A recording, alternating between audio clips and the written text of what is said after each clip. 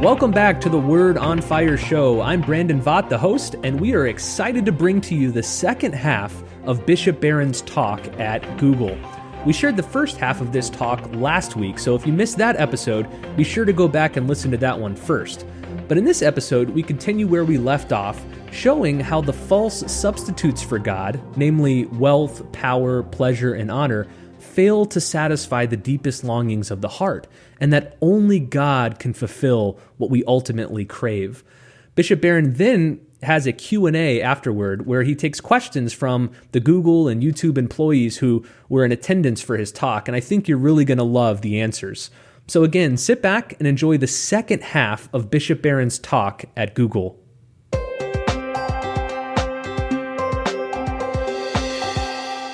I love this connection. The word adoration, from two Latin words, were ad oratio, ad ora. Ora means mouth, right?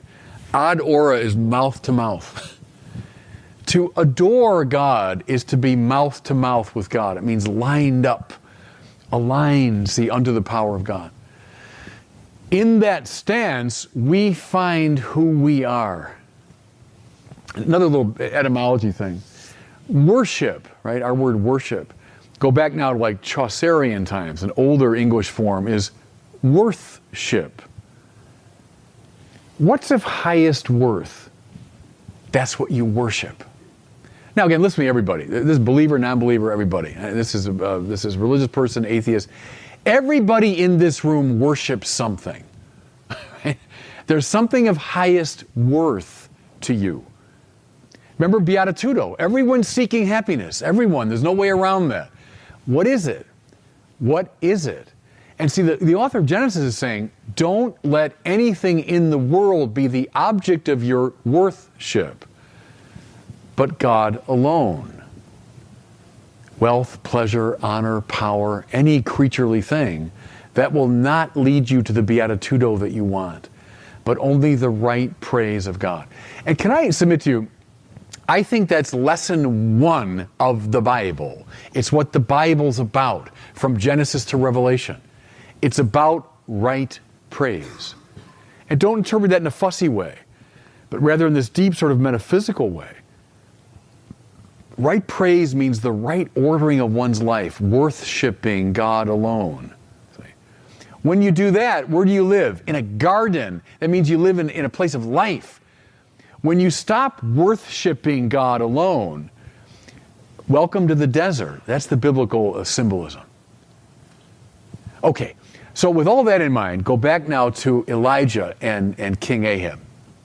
He says, the trouble here, Ahab, is you're worshiping false gods. That's always the problem, right? Fellow sinners, right? That's always the problem. I'm worshiping something other than God. Well, is Ahab happy about this? No. He says, get lost, you troubler of Israel. And Elijah, again, all we know about him is his name, but you know what his name means? It tells you everything. Eliyahu in Hebrew, Elijah. Eliyahu means Yahweh is my God. See, his whole being is summed up in that.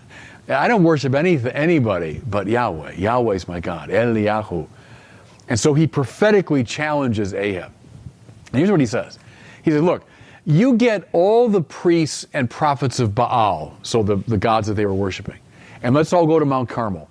And I'm going to go up there and let's have a challenge.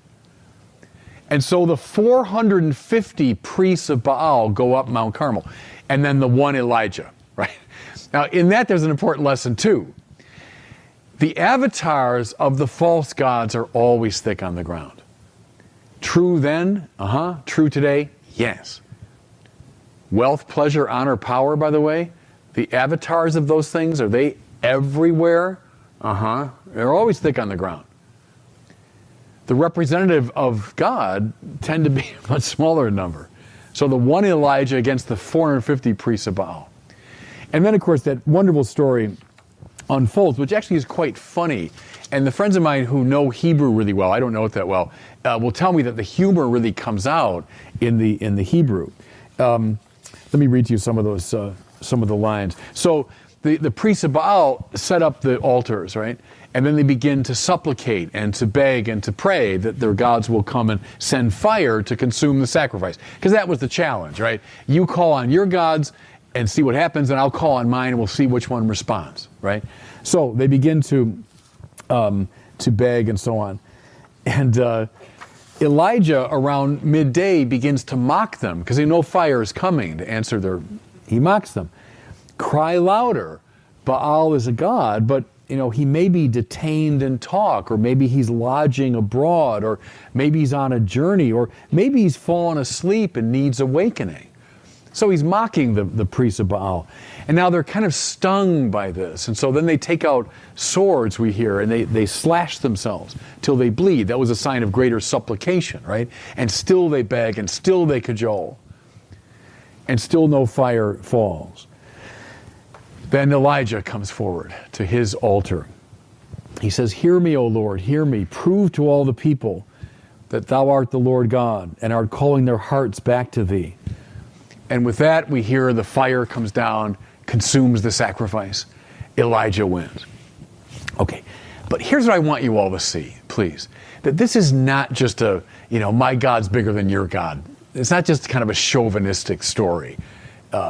This is making the same point that Thomas Aquinas was making, it seems to me. Look, everybody's got a hungry heart, right? Bruce Springsteen taught us that, saying the same thing. Everyone's got a hungry heart. Everybody wants beatitudo. So what do? We worship something. Everybody does it. Paul Tillich, the Protestant theologian, said that all you need to know about a person you can learn by asking one question. What do you worship? It's dead right, it seems to me. It's all because your life will be organized around what you take to be the highest value. So think of the priests of Baal now. Think, if you want, of 4 altars erected to wealth, pleasure, power, honor.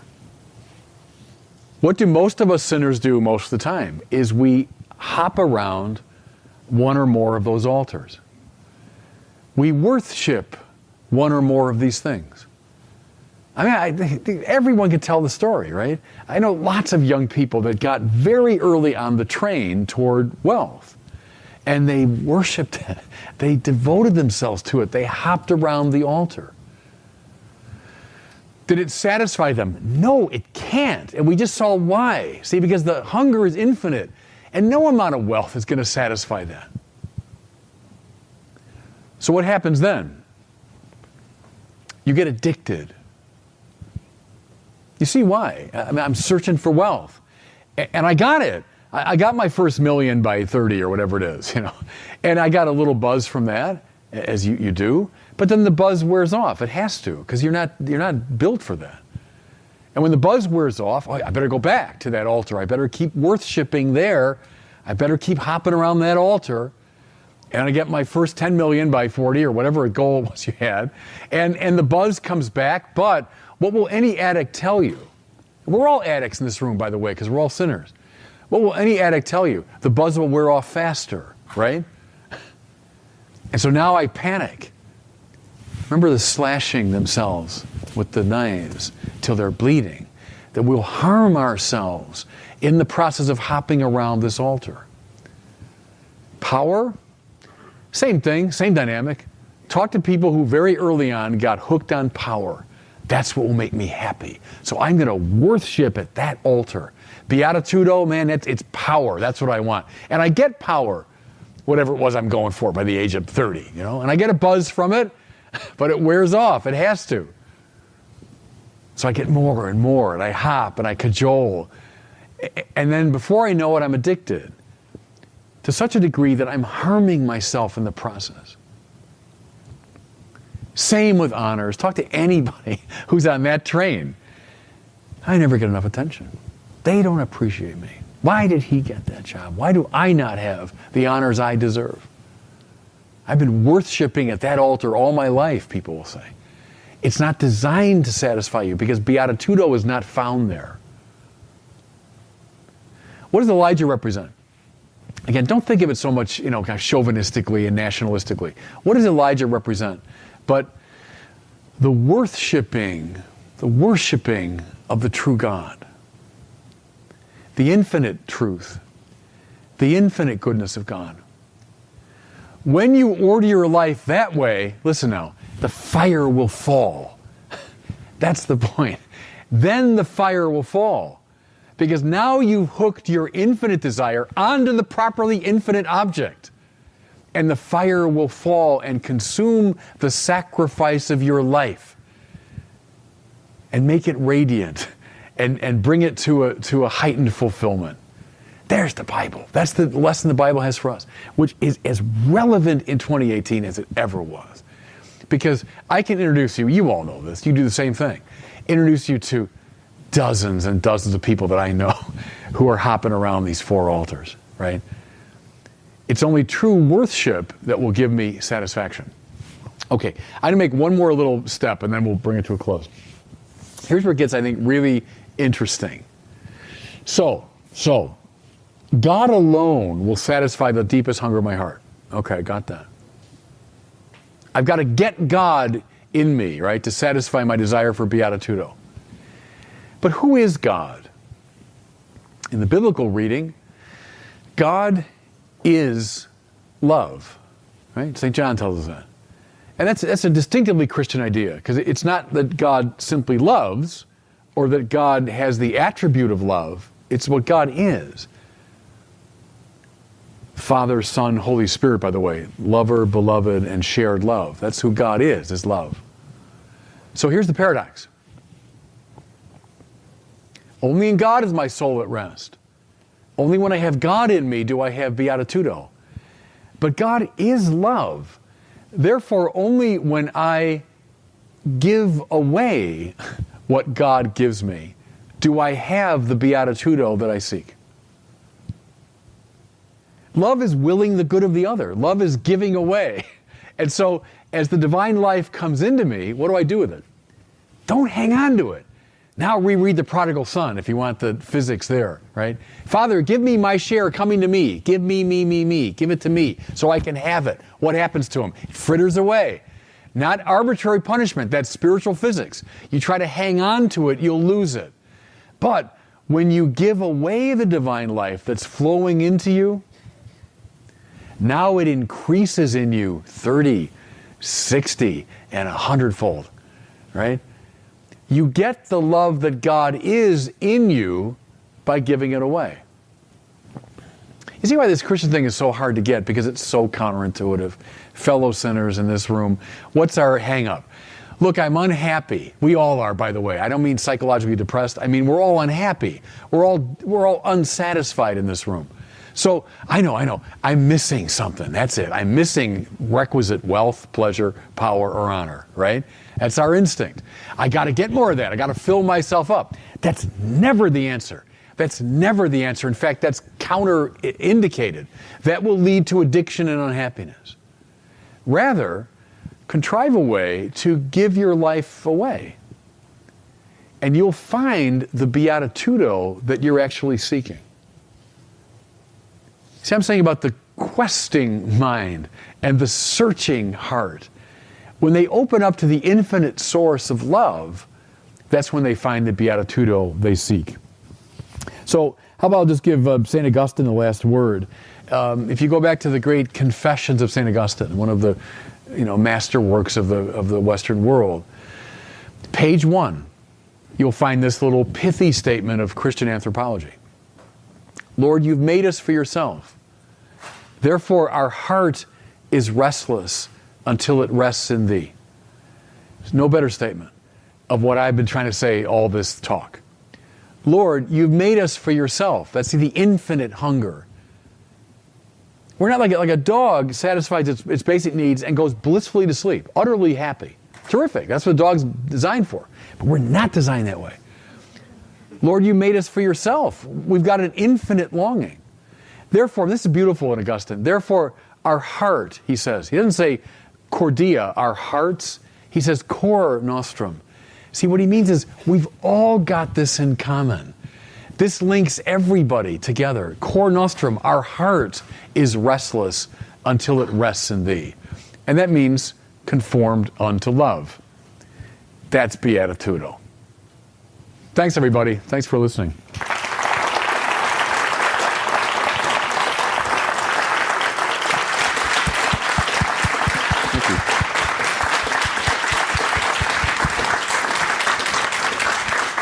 Thank you, Bishop Thank you Barron. all. Good, please.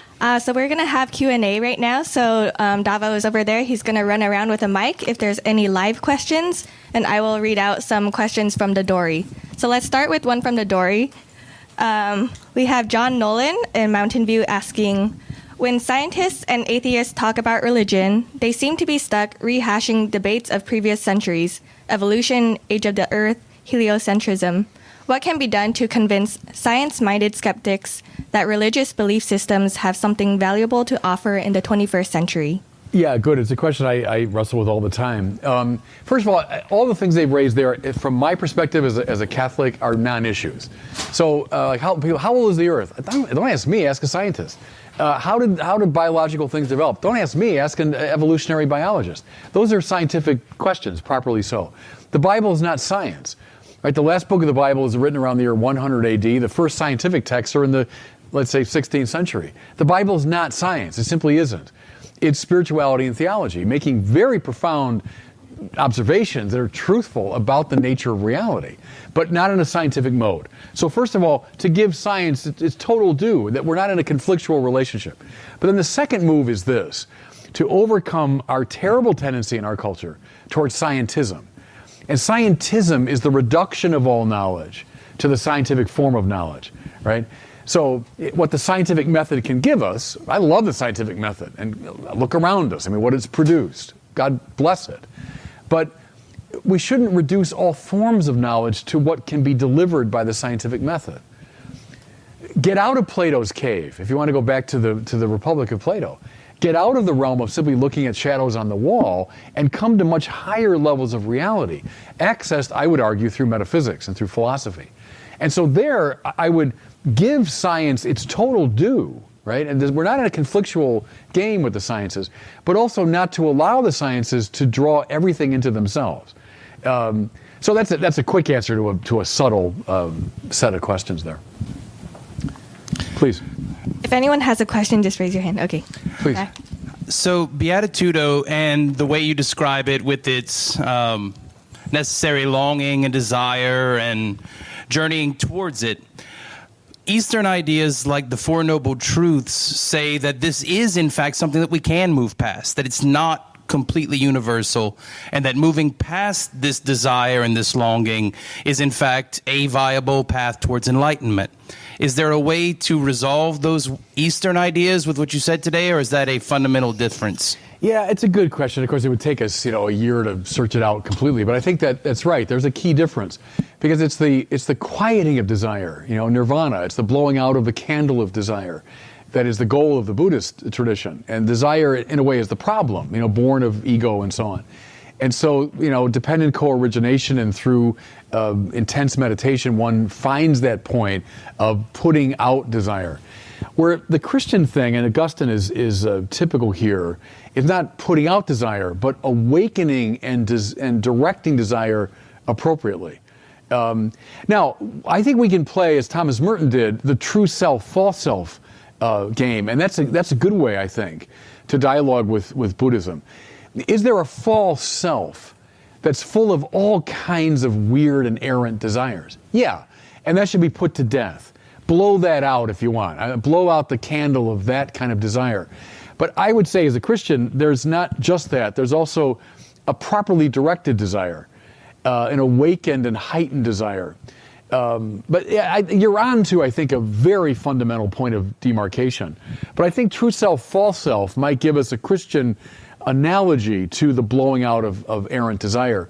But we wouldn't go so far as to say that desire, qua desire, is the problem. It's de Lubac talks about this, the claudication mystérieuse, this weird kind of crippling of desire. That's the problem. But it's a great question. It's the point of demarcation, I think. Please, go ahead. We have another question on the Dory from Mike Ryle in Mountain View. With the growth of technology and the development of a globalized community, what's the most important thing that we can do as a group of people dedicated to the advancement of technology to ensure that our ethical and moral growth as global population doesn't fall behind our technological growth? That's a really good question. It's terrific, and I'm glad it's raised. So you understand the dynamic there, that we get so enthusiastic about our technological advances. And again, God bless them. They're wonderful, But they must always be properly haunted by the moral question. And the moral question is the question of love, finally. I will speak as a Christian. To love is to will the good of the other, right? Not my good through you, but your good. I want what's good for you. That's love. And love must always dominate. Love must always be the primary consideration. And so as our technology advances, is it in service of love? St. Augustine said, love God and do what you want. His point there was, as long as love is thoroughly dominant in your life, then the rest will take care of itself. So then your technological life will find its proper place. So that's terrific. I'm glad that ethical, spiritual question is raised, or else our technology will destroy us. Because see, that's the, look at wealth, pleasure, honor, power. They'll turn on us. See, if we don't know how to manage them spiritually, they'll manage us. Again, sound familiar? Every sinner in this room, including me, we know what that's about. They start managing us, But we need to have the sovereignty of love, and then these things find their proper place. That's good. Please. Go ahead, please. Is this on? Okay. Yeah. Hi. I think you might have already partially answered my question, but during the course of your talk, it sounds as if there is the created world and ways to basically worship or love those things, and then there's God. And is there a way to love God? I mean, there's so many of us. We're all so different. Is there a one way, or is there how do we find our way to love God?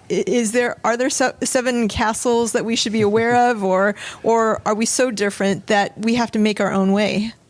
No, it's good. I mean, you're talking there about the spiritual tradition, and you're making reference actually to Teresa of Avila and so on, the interior castle.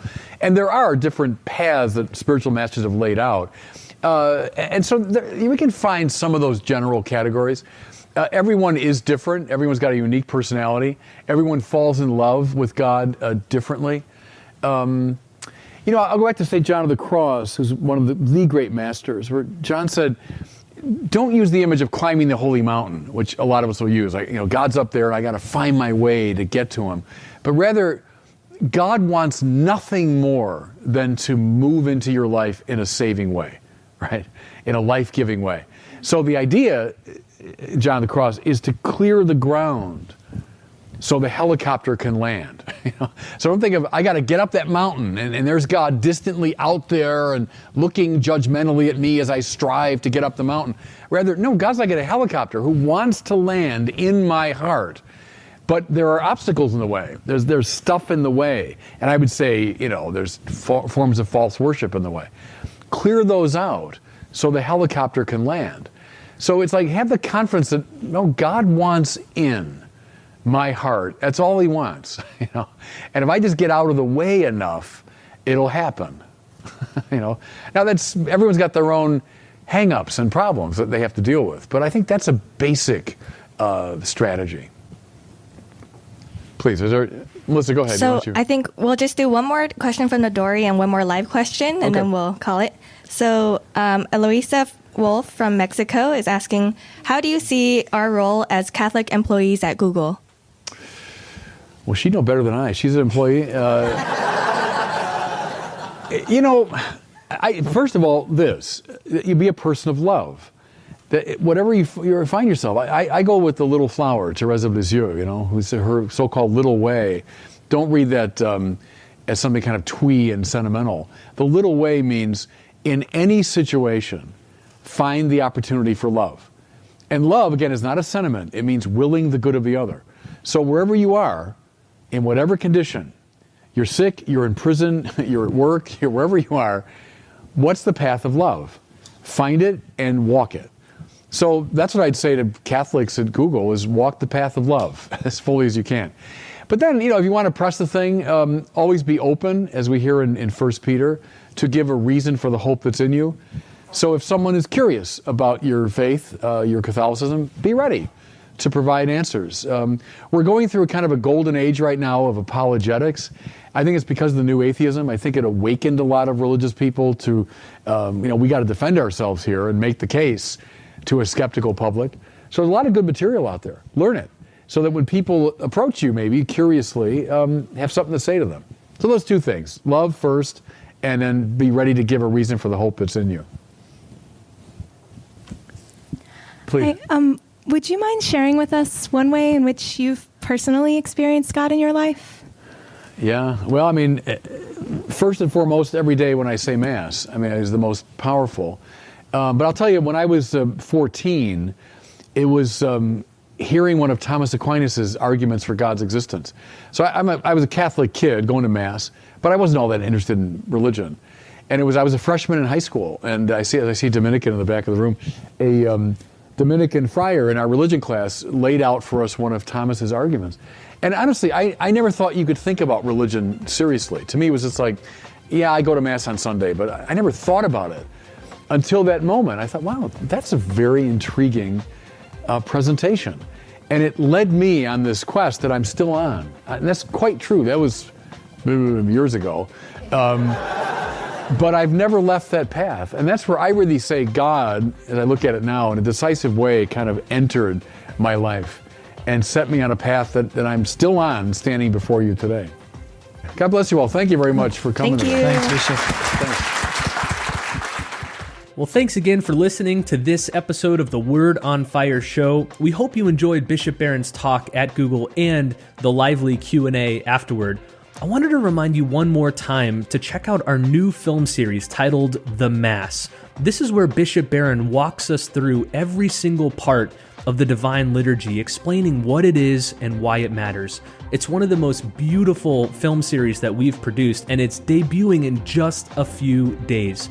Visit mass.wordonfire.org to learn more about the new series, and then be sure to sign up for our Word on Fire digital platform. That's where we're going to release the Mass series first. So again, visit mass.wordonfire.org to learn more and to sign up. Thanks again for listening, and we'll see you next week on the Word on Fire show.